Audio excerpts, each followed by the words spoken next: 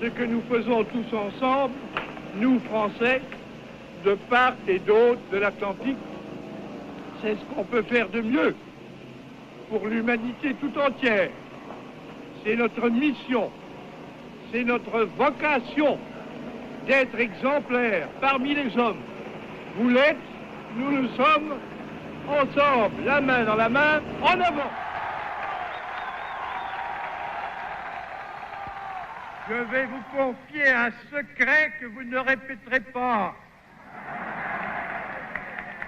Ce soir ici et tout le long de ma route, je me trouvais dans une atmosphère du même genre que celle de la libération. Voilà ce que je suis venu vous dire ce soir, en ajoutant que j'emporte de cette réunion inouïe de Montréal un souvenir inoubliable. La France entière sait, voit, entend ce qui se passe ici.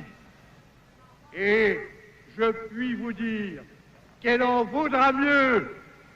Vive Montréal, vive le Québec.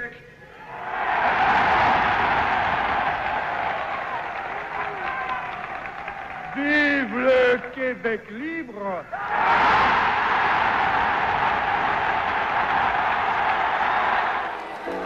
On se dépêchait d'arriver à la maison pour écouter les nouvelles en anglais. Parce que là, ce soir-là, c'était bien important de voir la réaction du Canada anglais.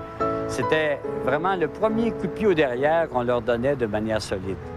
Certaines déclarations faites par le président ont tendance à encourager la faible minorité de notre population qui cherche à détruire le Canada. Après cette déclaration du premier ministre canadien, de Gaulle décide de ne pas se rendre à Ottawa comme prévu. Plus tard, son successeur, Georges Pompidou, qualifiera son attitude envers le Québec de folie gratuite. Pour de Gaulle, la journée folle du 24 juillet 1967 devait effacer la défaite française du 13 septembre 1759. Les renforts étaient venus 2 siècles en retard, mais ils étaient venus. De Gaulle était convaincu qu'il venait de payer une dette et que la France ne serait plus seulement le passé du Québec, mais une part de son avenir.